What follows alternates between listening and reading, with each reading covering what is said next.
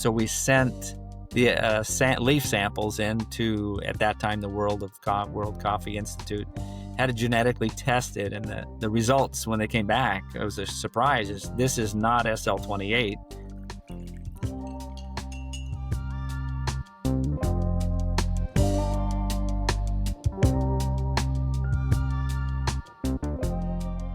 Hi, everybody. I'm David Paparelli, co-founder of M-Cultivo.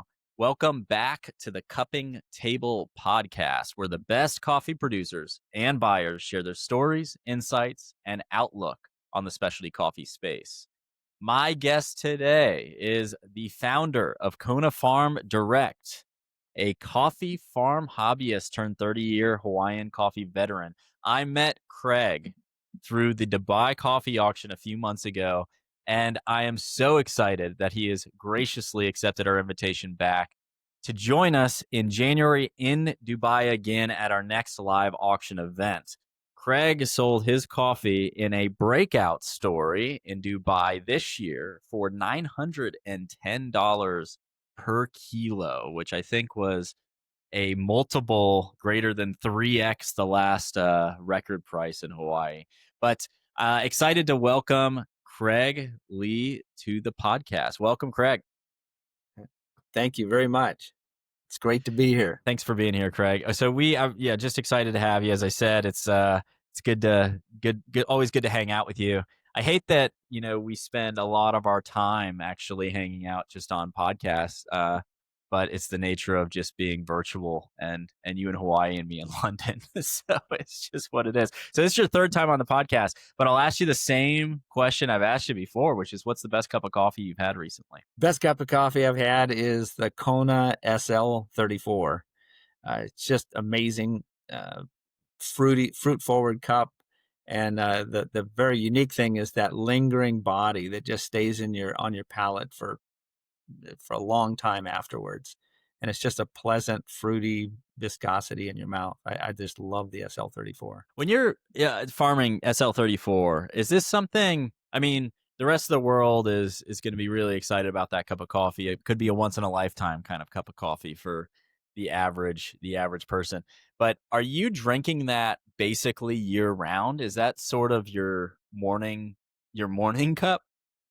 Yes, we grow lots of different varietals here at Kona Farm Direct in Kona. And so we're always tasting other coffees as well. The geishas are amazing. These are all relatively new to Kona, these varietals, in the last probably 12 years. It's the SL-34, some geishas, Lorena Pontu. And that's a very unique coffee and very nice cup as well. And then there's other varietals we're experimenting with as well. As you well know, it's not just like you get the seeds and you have it the next year. It takes 2 to 3 years from seed to cup. And planting it, growing it, nurturing it, very expensive just to be able to see if it tastes good. If it tastes good, it's great. If not, it's like, oh crap, what are we going to do now? We've got this acre of land or planted with no offense, but like a Castillo we tried one year. And it tasted okay, but no matter what we did to it, we couldn't make it taste exceptional. So we ripped that out and replanted it with Pontu. You've been doing this a long time at this point. Is there a kind of a reality when you do something like that with a Castillo, where you say, hey, this really, this is a sunk cost at this point? Like we just basically need to come to the realization that, we could put hundreds of thousands of hours into processing this a unique way, trying to polish this coffee, but it's kind of hard to polish something that is muddled to begin with. Yes. Are you? Is that how you approach that coffee at this point? You just kind of have to throw it away, like it's just the wisdom of doing this for 30 years. Yeah, it's painful because there's been a tremendous amount of effort and treasure gone into creating that orchard or that plot of coffee, and you just hate to count us as loss. But we just want to produce the best coffee in the world, so why would we persist with that? So yeah, there's been another occasion where we had to rip out some coffee and we replaced it with SL-34, and then we've been also replaced with geishas, and those are the best coffees so far. And there's some new ones that we're experimenting with. We can get into later. I'd love to ask you about variety because SL-34.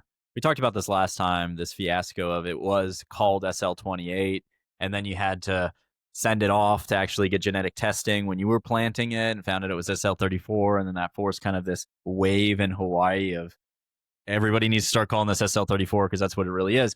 But the SL-34 and the geisha varieties that are being planted now, this is a relatively new phenomenon, right? I mean, we're talking about kind of last 5 years? Is that No, the right? last 12 years, last 12 years.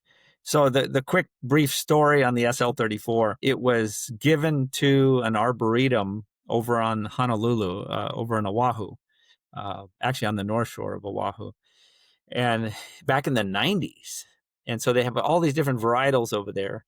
Another farmer 12 years ago went over there, set an appointment, and went with the people taking care of that arboretum, and was able to acquire a bunch of seeds, the Lorena Pontu. And then they were looking at this big, beautiful tree full of fruit. And what is this? Oh, that's SL-28.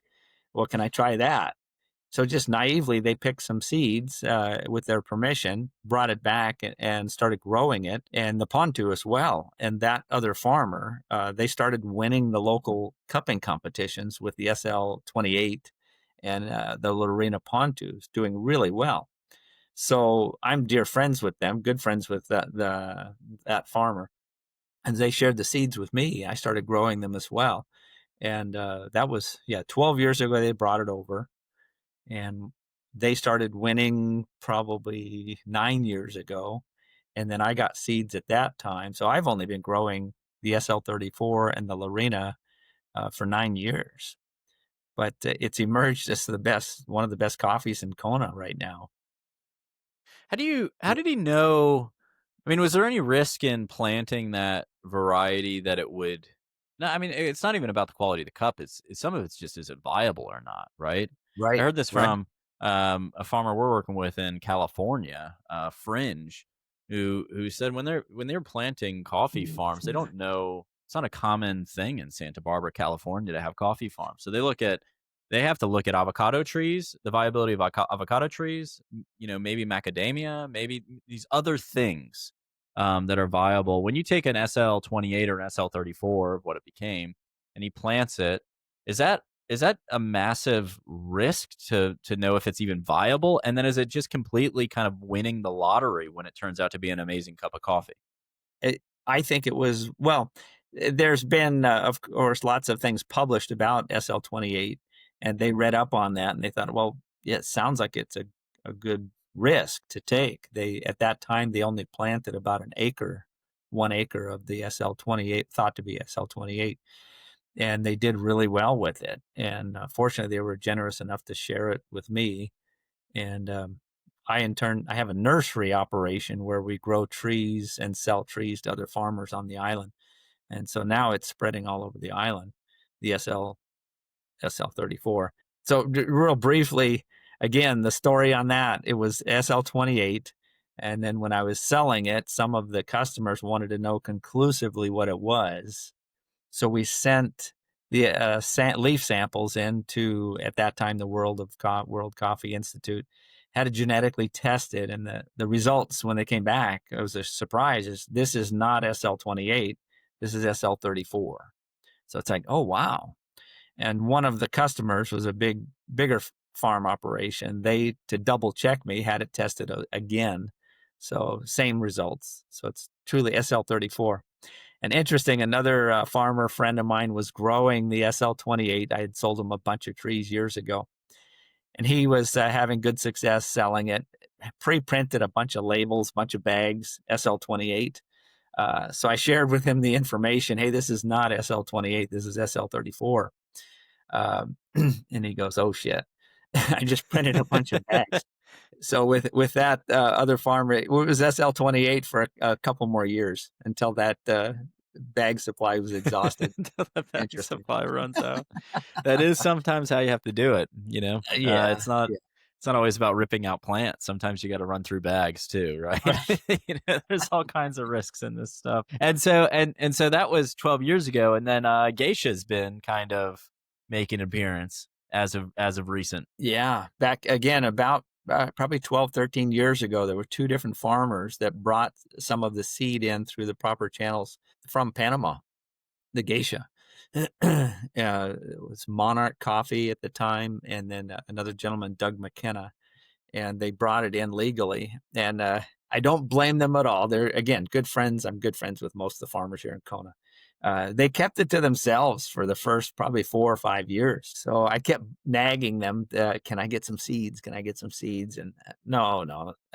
But eventually they caved in and were generous enough to share the seeds with me. And now we're spreading the geisha all over Kona. We're observing all over the world. My gosh, everybody's getting into growing geisha now. Oh, even Santa Barbara. Wow, that's amazing.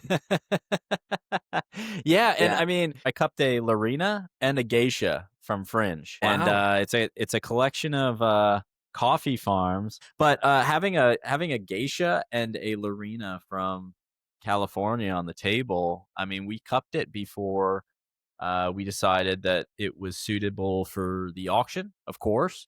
And it was sort of the experience I had with Kona last year, where, my expectations were not very high. It was like, I'm sure it's good coffee. I'm sure it's going to be a very solid coffee, but will it be as good as, the Panamanians or the Colombians or the Ethiopians or the other ones that we're looking at, the Yemeni?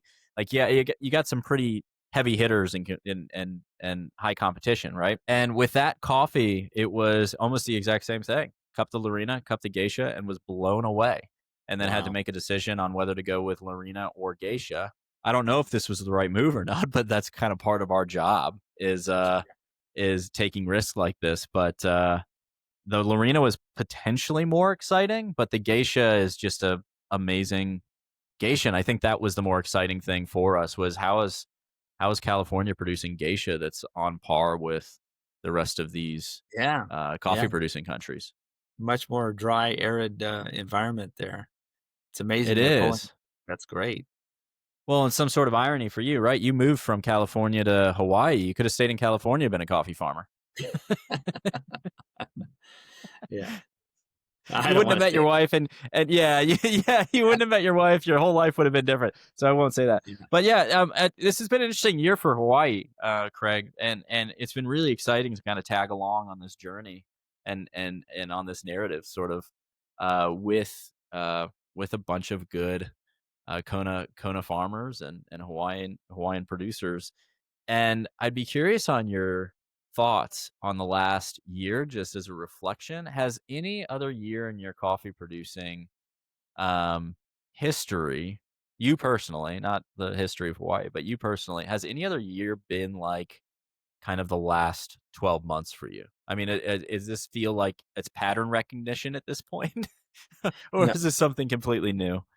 it's something completely new. Um, I am so grateful that I got invited to be part of the World of Coffee, the M-Cultivo's auction in Dubai. Well, I guess it was still this year, last January or February, or this Yeah. February. Yeah, it seems like Seems over a year. longer. It does, yeah. But I tell you, that was life changing. It was life changing. Uh, to be honest, I didn't. I heard about Dubai. I never knew much about it. Had no desire to ever go there. No occasion to ever go there. But thanks to you guys inviting me to participate, and I remember you telling me, "Hey, yeah, you can send your coffee, but you really need to show up because if you do well and you're not there, that's just not a good look. You need to be there." So it's like Dubai? Wow. So we bought the tickets and I brought some of my staff with me. There was three of us that went.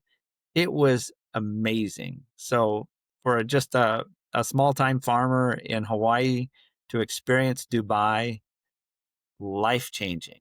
It was amazing. I fell in love with the place and the people. My God, it was just unbelievable to see. That Dubai is the closest thing to a utopia that I've ever seen. it's amazing, and all the different cultures, and everybody gets along, and it's safe, it's beautiful, it's magnificent, it's fantastical. It's Dubai was life changing, and I can't wait to go back. Our coffees did well, of course, and that's the most important thing. But this year, coming back to Dubai, I'm not only bringing the same couple that I brought with me the first time, but now this is really meaningful for me. I'm bringing my daughter with me, and my nephew, and another one of my key guys that work with me on the farm here. So there's going to be a total of 6 of us coming to Dubai, and to experience the coffee auction and the conference and everything is going to be wonderful. But then just to experience Dubai with the people closest to me, it's going to be freaking awesome. Yeah, we're really excited excited to meet the rest of, you know, some of the rest of the family and some of the rest of the crew. But it was one of these things. I mean, kudos to you guys. I do, last year, I think I was calling you around, or we were either calling you, or I can't remember how the original connection started. But we were basically we had a very short amount of time to get all this coffee together, get it into the Yeah, auction, get all this I stuff set up. remember that. And all this sort of duck on the water kind of thing, looking very calm and cool, where, our little feet are, paddling as fast as you can possibly imagine below the surface. But in the midst of all that, we made a connection with you, and you said you want to be a part of this. And we said, yeah, no, yeah. I mean, you said it was sort of, I'll tell you what, I'll send you the amount of coffee that you'll need. If you don't like it, throw it away. It was Yeah, something along something along those lines. It's like, okay. I mean, you can't say no to that. I mean, sure. heck of a risk. So we certainly would have done it without you on that. And that sort of, and I certainly would not have anticipated kind of the sort of the serendipity of that moment of getting that coffee tasting on the table with, you creating that serendipity a lot of ways. And then it's going from our cupping table to really, it feels like relaunching Kona on the global stage, where it had been before, but some time ago, and more with kind of what I would guess Typicas, Castillos, Catuais, maybe. But does it feel the same way to you, that this is sort of a resurgence of Kona on a global stage, that it kind of is different from the past? Absolutely. So as we all know, everything's changing globally, in our own world, our own sphere of influence. Everything's changing exponentially. It's just unbelievable. It's exciting, kind of scary at times, but everything's changing exponentially. And if we stay stuck in the past, the way we've always done things, we're going to be left in the dust. This is something I realized about 8 years ago in my coffee business. If I just persist and this is the way I've always done it, this is the way we're always going to continue to do it, we're going to be left in the dust, and everything is progressing and moving beyond us. So we need to learn, we need to adapt, we need to pivot, try new things. So there's a number of farmers here. Farmers are very traditional, me included. We're very conservative, and usually generally, and don't like to take risks. We like to try to be steady and stable. So yeah, it was a risk for us to start trying new varietals and stuff years ago. And we tried it, and it's like amazing. I love the Kona Typica. I've been farming here for 31 years. The industry in Kona has been going for just over 200 years.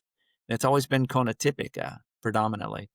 And I still drink Kona Typic. I love it. It's a very clean, smooth cup of coffee. But these new varietals, my God, they're so different. They're so vibrant. The fruit forward flavors, the different notes, the lingering.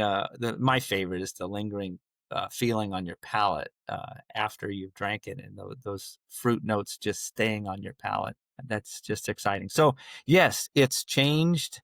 More and more people are jumping on board due to social media. Everybody's learning about it, not only here in Kona, but globally. That's been an eye opener. And it's interesting, It's fun and scary all at the same time because we like to say, "Oh yeah, I'm really on top of all this."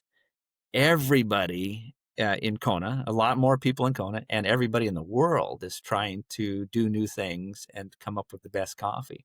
So the competition is going from really up there to super fierce. And it could be intimidating or scary, but I see it as exciting because I think you got to take the attitude that no, well, I can do this. I can stay up near the top. I can compete with these guys, these other guys, and I don't see them as competitors or I see them as allies in the industry because it raises the bar for all of us. That's kind of my feel on that. Yeah, we often, I mean, just as people generally, you kind of, I feel like we tend to make decisions from a scarcity mindset Mm. and sort of this. I understand and I have a lot of this too on just fear, being afraid of kind of what's to come because it's unpredictable. You don't know what it is, but I think you know part of what I've learned over the last year working with you guys specifically is there is probably more abundance than we want to give ourselves credit for in the world. Where you do have more kind of producers coming online, you have better coffees coming online, you have more subsets of those coffees, different varietals being grown in different locations. Everybody's trying new fermentation techniques, new strains of yeast for inoculation, on and on and on. How do you keep up with all of this? I mean, it's a nightmare to remain competitive, and you'd have to work 24 hours a day to come anywhere close to being able to process it all.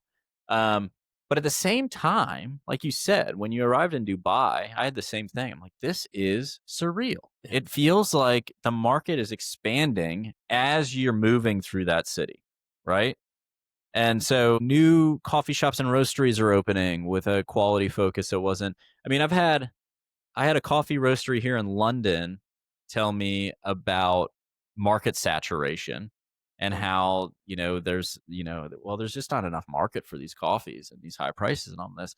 All the meanwhile, the irony of it, and I had to point it out to him. I said, you didn't exist a year ago, and your menu is full of 30 to 50 pound cups of coffee. And I'm like, so how could you even say that? How do you know that there's not somebody opening tomorrow with another, and then that opens the market, and that opens the market. So I feel that there is some abundance in this that seems unusual. Like for some wave, I mean, to use Kona as an example, probably too much in a metaphor, but it feels like we have caught a wave here, Kraig, and we're just kind of yes. along for the ride. Yeah, definitely, definitely. We've seen as a result of the auction earlier this year, we've gotten a lot of uh, recognition here locally for it. Trying not, I mean, of course, we like to take recognition as Kona Farm Direct, but for the industry, we're definitely trying to help promote the Kona industry. So we've had the lieutenant governor from the state come tour our farm a couple months ago. That was real meaningful. She had a wonderful time, and then she was so gracious to have her social media people repost that. That was fantastic. Later today, we have a whole delegation from the state Department of Agriculture, I think 15 people, and two other politicians showing up to tour the farm.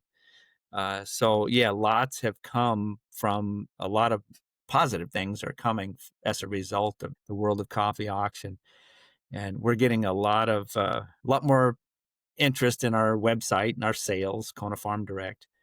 So thank you very much. That's helped us financially, and then given us the motivation or inspiration to keep going, keep trying new things, making deals with other farmers to plant more acres of exotic coffees, I call it, instead of just the Kona Typica. There's many farmers that are continuing with the Kona Typica, and rightfully so. There's a huge demand for that also. We started doing cuppings here. We invite other people that are enthusiastic about coffee, other competitors, and we have cupping events, and it is so much fun. We invite them to bring their coffees, and then we have our coffees, our different varietals, and it's a wonderful social event. And it's exciting to see because there's all different types of people in the coffee industry, as you well know. the uh, the people with different political bents, religious bents, or lack thereof, or tattoos all over the place, or conservative people like myself, whatever. But we can all rally around a common cause and just have a great event of cupping coffees and talking story and um, having a great time. So those have been really meaningful. We do that at least once a month, sometimes twice a month. And there's other cafes here in Kona that are starting to do those same events. So it's socially, it's helped a lot too here in Kona. Sounds like in spite of that competition element or that kind of fear element you brought up, there is this community sort of. How do those kind of work together? The competition and the community building. How does that tension get, kind of broken? Well, it's just it all boils down to people. What's the attitude I've got something special. I'm going to keep it to myself. There are a few farmers like that over here, and we just try. Me and my other friends and so forth. I've surrounded myself with some fantastic people that are competitors, but we're all allies. We get together 2 or 3 times a month for dinner. We'll have we're having Thanksgiving dinner here next week, and we've got 15 other farmer friends coming over, and we all compete against one another in the competition, but we collaborate, we share ideas, we love each other. It's great. So it's a real good community, and these other events too at different cafes downtown. It's one called Kona Coffee and Tea. They have a lot of different events there. It's exciting. Other people. Let's talk a little bit about the future of Kona and what's coming up, because you guys moved from local cupping competitions, right? You're doing these community events where you're cupping together, which is relatively new, but you've done these local cupping competitions, and then all of a sudden you're kind of moving to this national stage. I mean, what do you see when you're looking out a year, 2 years, 3 years, just for the Kona coffee community and how that's represented on the world stage? Was definitely helped. Like you said, we've participated in the local state competition and the Kona Coffee Cultural Festivals competition for 25 years. And we, like many of us farmers, we live for these competitions, right? We look forward to them all year long and hoping we can be first place and do well. And then, of course, the M-Cultivo auction, it was just next level. I had no concept of even what that was about, but to be involved in it was awesome, life changing, helpful for my business, but also the Kona industry. As a result, already we've gotten new contacts from around the world. We've just shipped some geisha over to Taiwan. We're reshipping more SL-34 to Dubai this coming year. We've got lots of other contacts, and it's kind of raised the bar for all of us, or brought awareness or encouragement to the other farmers that it's okay to try these new things and strive for excellence, make excellent coffee, and then uh, it's opening up a lot of doors. I have friends that went to these different World of Coffee events in Taiwan recently, in Japan, and we're seeing a kind of a resurgence of awareness for Kona coffee and a new demand for it, both for the Typica and the exotics, I call it. Yeah, I've heard that. I just saw today on social that there's a best of Hawaii potentially in 2026, and Yes. that's a Yeah, rebranded competition, right? What is that it about? is, and appropriately so, because it just the way it's always been. It's the state, the Hawaii Coffee Association, which is the whole state. There's 7 major islands that grow coffee here. So the uh, Hawaii Coffee Association cupping competition. Well, that's a mouthful of words. And Tim Hines brilliantly came up with it. This is silly. Why don't we call it Best of Hawaii? Well, duh. So it's great. He actually secured the domain name for it and everything, and on behalf of the Hawaii Coffee Association. So I'm real excited about that. We're actually on the board of directors with the Hawaii Coffee Association this year. And then I know they're talking to you guys too about a potential auction for the best of Hawaii. Is the auction and the name the only thing different with it, or you guys is this kind of a new vision for this event? So, well, these are the competitions is all we know in Kona. Auctions are kind of a new concept for us here in Kona. Back in 2021, I participated in an auction, and I took me a while to wrap my mind around what it was about. We're used to an auction where a jury of judges does a blind cupping and it assigns a score to it. The best score wins. That's all we've ever known. But then after meeting you guys and then brief involvement with Cup of Excellence back in 2021, we won first place in that one for the small one they did for Hawaii, and then did well with you guys, M-Cultivo. So an auction is totally new foreign concept. Again, we're used to a jury of judges cupping the coffee, assigning a score to it. Best score wins. The auction is a little different, totally different, where the jury of judges are the potential buyers. They get to taste it for themselves and determine how much they want to bid on it, how much they want that coffee. So it's a new concept to me, just as of, well, about a year ago. It's exciting. It's a different twist for me, and I love it. I think it's great. Hey, just as a quick aside, just last Sunday, just a few days ago, they announced the results of the Kona Coffee Cultural Festival's cupping competition. Talk about a mouthful on a Kona Coffee Cultural, what is it? Kona Coffee Cultural Festival cupping competition. So Kona we Coffee just call it the Kona Cultural Coffee Cupping Competition. Cupping Coffee Competition. I think Okay, that all right, 5 go on. minutes past. Yeah, yeah, So they yeah. just announced the results. Steve Jobs didn't come up with that name, that's for sure. That's not like a branding. Yeah. No, but we did really well in that one. There was 94 entries. Our coffee got second place. The SL-34, it was a blind cupping. Like I said, they assigned a score to it. We got, what was it, 86.5. And the one that got first place, they got 86.58. And the third place got a 86.3, something like that. Third place, all SL-34. So again, SL-34 is relatively new to Kona. It's only been here for 12 years in the Kona market, and it's emerged as the best coffee. Number fourth, we got fourth place was with my geisha, which was right up there in the 86s also, and so we did really well.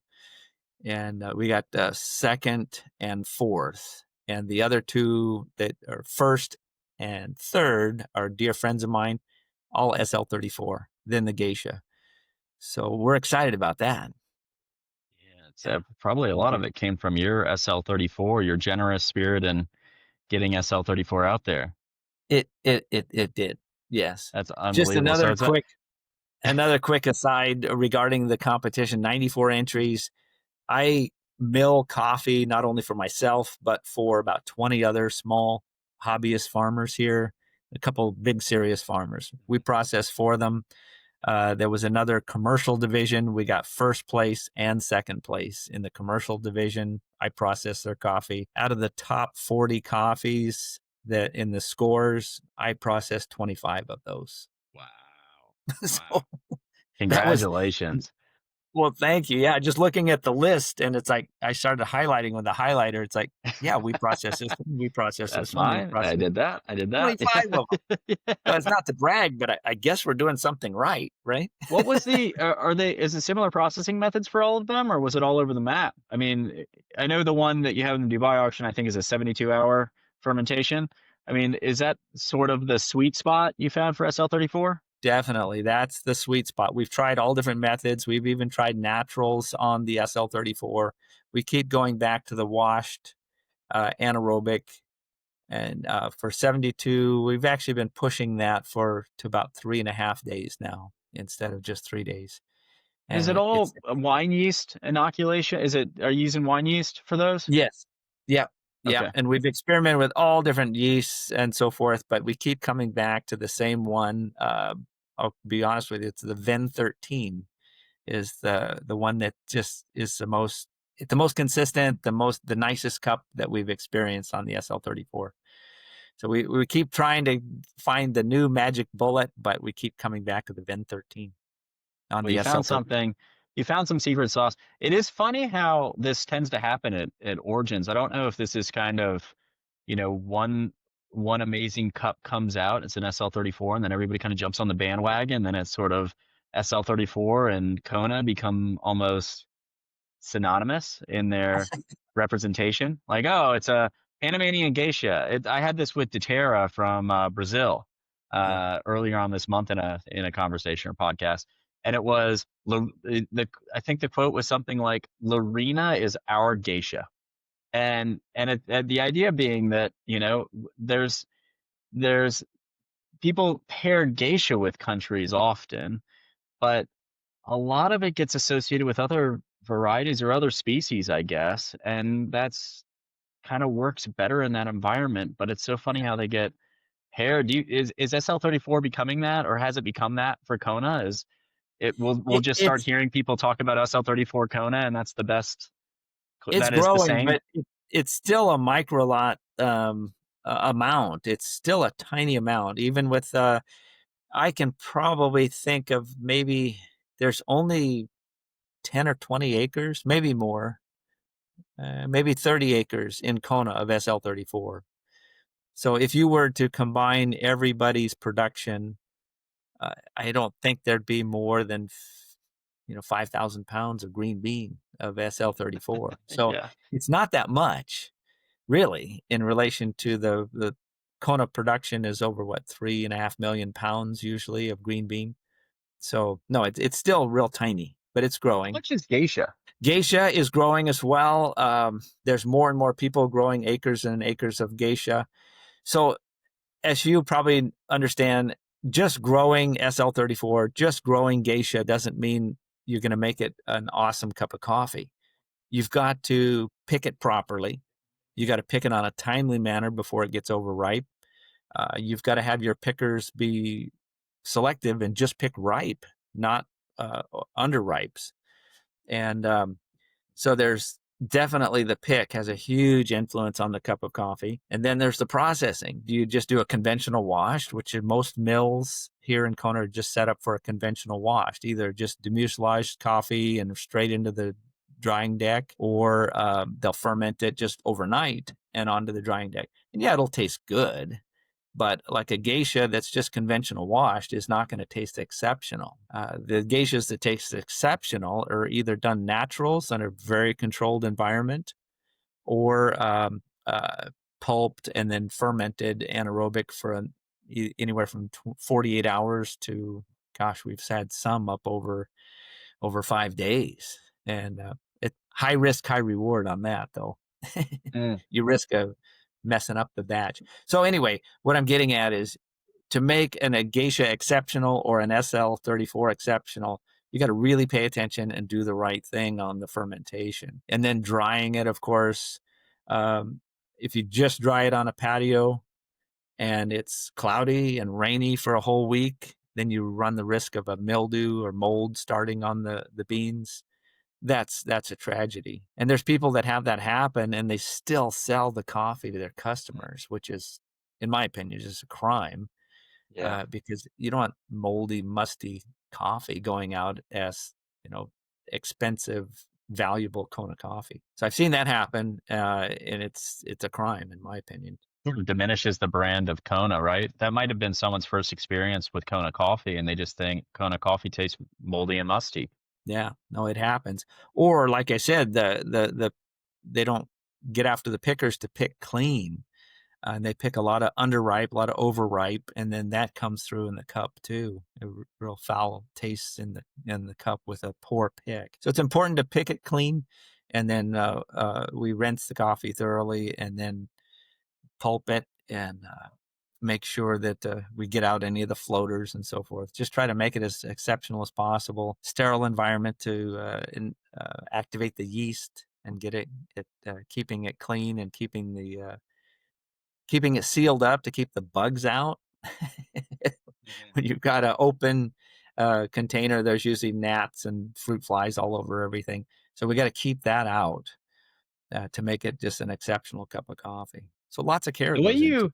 the way you talk about your wet mill or your washing station is more like a winery or a brewery. Obviously, using wine yeast kind of puts you in that vein, but this cleanliness idea, this seems to be a relatively new one for coffee, kind of using stainless Yeah, steel fermentation tanks, I guess, and other we're processing techniques. we do have a couple of stainless steel fermentation tanks we've been experimenting with, but quite honestly, for the small batches, it's just as simple as an Ecotech big plastic bag and a garbage can.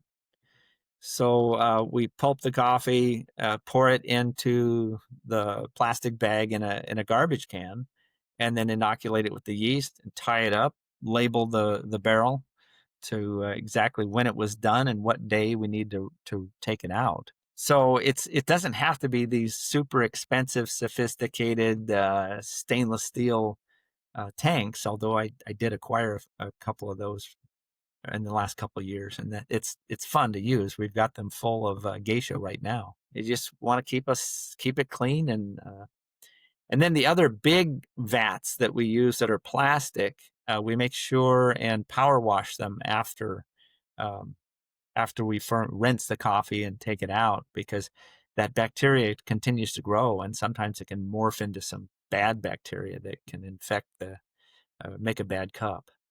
So just trying to keep things clean and sterile. It is amazing the things that impact coffee versus how much the things that people tend to talk about most, Yeah, right? So, yeah, really, people want to talk about anaerobic fermentation concepts and these sort of things. And you often find you kind of drill into this and you go, you know what it's really about? It's really about cleanliness. It's really, that really is the controlling factor of the whole thing. The rest of it, as long as you have a, a, a great, a great cherry that's going in and a clean yeah, environment, then you can start exploring 72-hour anaerobic fermentation or whatever you want to do. But if you don't yeah, have those elements, then the whole thing's a waste of time anyway. I'm sure a 36 or a 48-hour fermentation on a clean environment is going to taste better than a 72-hour fermentation in a dirty environment, right? yeah, So yeah. it's kind of doing the basics, which oftentimes aren't very sexy. Right. No, it just boils down to paying attention and hard work and doing what needs to be done.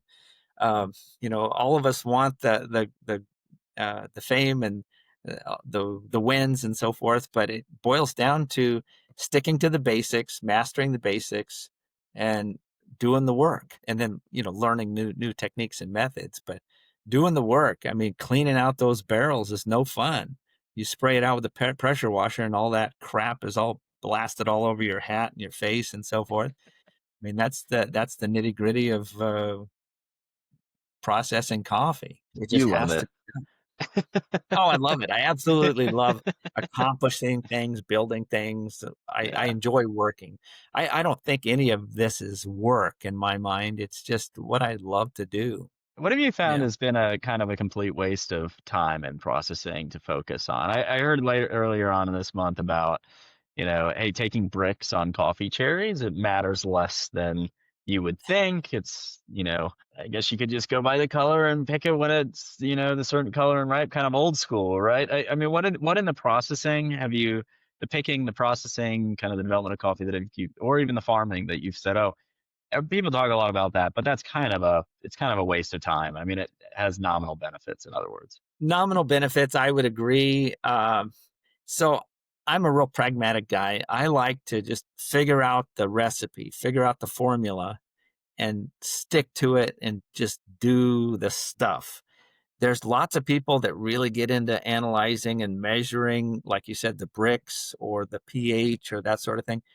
It's all good and probably necessary. Trial and error over the years, once we learn the time that it should ferment, and the proper amount of yeast to be inoculated, that sort of thing. We just keep duplicating that, and I don't keep a lot of records on. I don't do the pH or the bricks and so forth. Probably should, but why?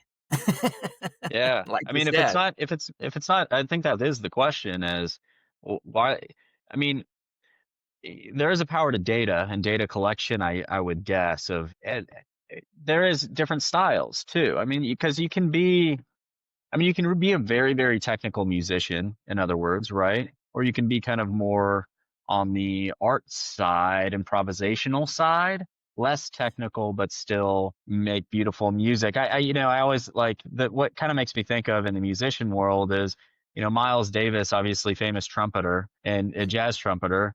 And he filled in for the lore is he filled in for Dizzy Gillespie, who's another famous trumpeter, very fast player in jazz at some point, and he couldn't play like Dizzy Gillespie. He got so frustrated that he left New Wow. York and went to California, and then that was kind of the birth of cool movement, right? And he kind of found his way in that. I mean, so I think in farming, I'm sure there's some kind of artistry or craftsmanship on one side of the spectrum, and then kind of data and over sciencing things on the other. Is there a right way to do things, right? I love that analogy. That makes a lot of sense. More the artistic versus the technical. Um, I'm not a real technical guy, to be honest with you. I'm a pragmatic person. How do I do this? How do I make it work? How do I duplicate it? That's what I want to know. I would probably put myself more in the artistic side of processing coffee. For you guys in that side, it does make me wonder if you're not doing the data collection, you are building a culture on your team. If you don't show up next year for whatever reason, you say, I'm just going to leave it up and have, would the same quality coffee in your operation continue to be produced? Or is so much of it in your head that the continuity, the legacy of what you've built is going to be a challenge in the future? My crew, I've got one, two, three, four full-time employees, and then a number of part-time employees for mostly for picking and maintenance on the fields. But my full-time employees, they all work with me hand in hand on all of this, and I've trained them all on how to, all of my methods. So, like right now during our interview, my guys are out there rinsing coffee that was processed last night. Uh, I trust them 100%. They know exactly what they're doing. I don't have to be there, although I want to be there. I'm a hands-on farmer. I like to get my hands dirty and be involved in everything. Um, I am the guy that ends up fixing anything when something goes wrong. So I'm kind of the MacGyver to fix everything. But no, my guys can continue. Like last night, they brought in some geisha. They processed it. I was out running errands, so they came in and got the warm water and the right amount of yeast and inoculated it, tied it up, and labeled it fine. So, no, we all like to think we're not replaceable, but we're all replaceable. And I've trained my guys to do it right. But so you establish the team, you establish the culture.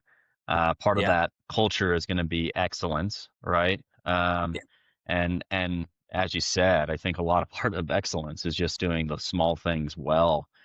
Pressure washing that fermentation garbage can, and just making sure that it's spotless before you put the next coffee in. I think there's a lot of that going on. I like to think, and it sounds like it might be the same for you, but I like to think, or like to tell people, I mean, as long as things are going well, I really don't have much of a job during the day. It's when things kind of get chaotic, when you have to jump into action, yeah, your beneficio gets flooded, or on our end, there's an apology necessary to a client for some reason or another, or something happens, or what. It's like that's when you have to jump in, and you kind of have to take full accountability and yeah. and and move things forward. Otherwise, it should run seamlessly, but that doesn't make your job any less important. It just makes it a little bit more hectic. Yeah, no, we all have our tasks and our responsibilities to take care of, but it all falls on me to make sure we have the right supplies, the materials, fixing thing, getting new parts for the tractor when it breaks down, on and on and on. Reskinning the skin on the pulper, so we have a spare ready to go if something, God forbid, happens again to the pulper. there's just endless amounts of things that need to be repaired or dealt with. And then, of course, making sure the finances are under control so we can pay these guys. That's a big one. Thank God my wife takes care of all that. Yeah, we all need one of those. That's a huge help. Um, what are you excited about in the next year, 2, 3 years for your operation specific? Maybe not even Kona Coffee, but for you guys, what are you looking at? How's that vision changed over the last year of what you're looking forward to? So we grow our own coffee, and then we process coffee for about 20 other mostly hobbyist type farmers here, little 5-acre farms that don't have the mill to process their own, but they'd love to have their own coffee. So they pay us to pulp the coffee and dry the parchment, and then we sell the coffee for them or roast it and give it back to them, whatever they want. So being able to find the markets, and we are finding more and more markets to move not only my coffee, but their coffee as well. Right now, I'm probably sitting on, I don't know, 40,000 pounds of green beans of other farmers. And we've got inquiries and we've got a few sales already happening. But for me, it's meaningful to sell my own coffee, especially these exotic varietals for really good prices. But also to move the Kona Typica for my clients. And I feel like I'm their hero when I'm able to sell their coffee. And I feel really bad if things are delayed and I can't get their coffee sold. But we had kind of a slowdown last year in sales, but now we're seeing it pick up again. So it's very exciting. We're getting that coffee moved already. So Are you relatively new to that? I mean, you're kind of that. I mean, with those 20 farmers, you've kind of created this hub and spoke model, right? Where you guys are the hub, coffee comes in, and then you're able to find the clients for it, place the coffee, hopefully at a great price, hopefully relatively quickly, and hopefully everybody's happy. Are you relatively new to that hub and spoke model, or did you create kind of Farm Direct to really be that? I'd like to take credit for, yeah, it was all in my master plan, but I'm not that smart, really. It's just kind of evolved and grown into that. We were pulping for ourselves, and then neighbors or friends say, "Hey, can you pulp some coffee for me?" This started about 10 years ago, and it's just grown. And we provide that service now for a lot of different farmers, and we're kind of known for the small batch farmer processing service, and we've got lots of great friends as a result of it too. And that's kind of keeps the wheels going financially for us too, is those monthly invoices going out for processing coffee or managing other small farms for other farmers here. That keeps things going. But then it allows me the ability financially to really, what would I say, geek out on these exotic varietals, because it's not sustainable in the beginning. It's expensive, to clear land to plant a field of Lorena, or the new one coming up now is the pink Bourbon. We've got some of that in the field, and that'll start producing a little bit next year. We've got one from Ecuador, the Mejorado. So to our farmers in Ecuador, thank you very much. That stuff's amazing. I have a small plot that started producing this year, and it's cupping really well. I'm excited for the Mejorado with the Kona terroir influence. So far, it's amazing. This is the first year we've ever had it, and look out for that one. I think it's going to be a big winner. And then the pink Mm, bourbon, of course. And then we've got Cedra in the nursery right now. I'm going to be planting that this spring. So I'm excited in maybe 3 years having Cedra to cup and my so God, forth. some incredible Yeah, but varietals. you have to have the means financially to carry all that. It takes years of effort to create the environment to grow that and to be able to taste the coffee. Mhm. It's not just an overnight thing. Absolutely. Well, in this Dubai auction coming up in January, you have a SL-34, 72-hour anaerobic wash, or anaerobic process, as we said. Is this the same lot from the 2025 Dubai auction? Have you changed anything? What's exciting about this one? We did do an extra 12 hours on the ferment. We're just pushing that envelope a little bit more to try to enhance the fruitiness just a bit. Uh, but it's the same trees. Yes. Yeah. Same trees. But the next year's production, of course. The same trees, slightly different processing. I guess you got better results last year with an extra 12 hours. Is that what you Yeah. found? Well, yeah. Case in point, we, right up there, second place in the local cupping competition, and then in the state competition, we did real well with as well. Well, yeah, I can't wait to try it. I think, I loved it last year. And so, from what you're saying, I'm going to love it even more this Yeah. year. We'll get to taste it here pretty soon. For everybody listening, Kraig is going to be in the 2026 World of Coffee Dubai auction by DMCC Coffee Center in January.